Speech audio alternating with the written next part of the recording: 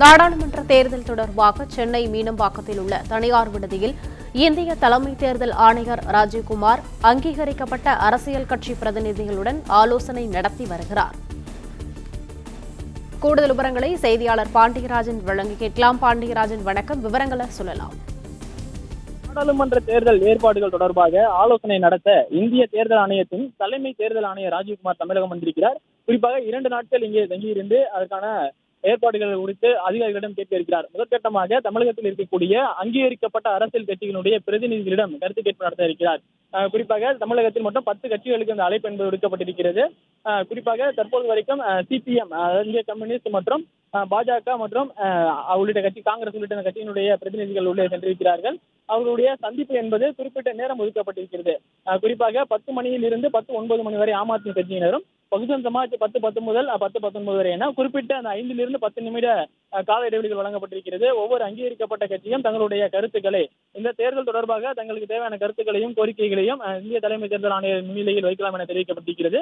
குறிப்பாக இதற்கு முன் உள்ளே போன ஆம் ஆத்மி கட்சியினுடைய மாநில பொதுச் செயலாளர் பேசும்போது, தேர்தல் தொடர்பாக பல்வேறு இடங்களில் 60% குறைவான வாக்குப்பதிவு இருப்பதாகவும், அதனை அதிகப்படுத்த அந்த வாக்குச்சாவடிகளில் அதிக கண்காணிப்பு ஏற்படுத்த வேண்டும், விழிப்புணர்வு ஏற்படுத்த வேண்டும், இது போன்ற கோரிக்கைகளை அரசியல் கட்சிகள் வைப்பார்கள்.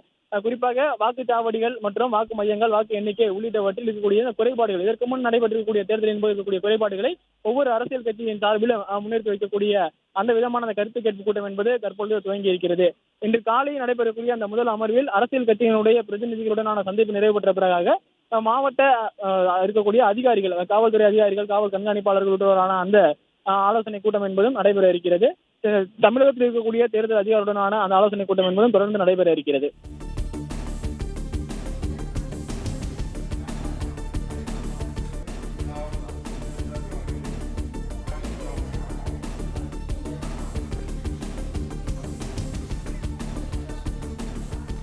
நாடாளுமன்ற தேர்தல் தொடர்பாக சென்னை மீனம்பாக்கத்தில் உள்ள தனியார் விடுதியில் இந்திய தலைமை தேர்தல் ஆணையர் ராஜீவ்குமார் அங்கீகரிக்கப்பட்ட அரசியல் கட்சி பிரதிநிதிகளுடன் ஆலோசனை நடத்தி வருகிறார்.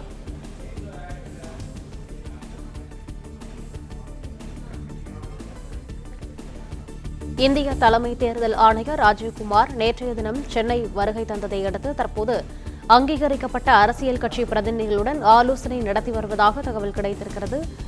மீனம்பாக்கத்தில் உள்ள தனியார் விடுதியில் தலைமை தேர்தல் ஆணையர் ராஜீவ்குமார் ஆலோசனை நடத்தி வருகிறார்.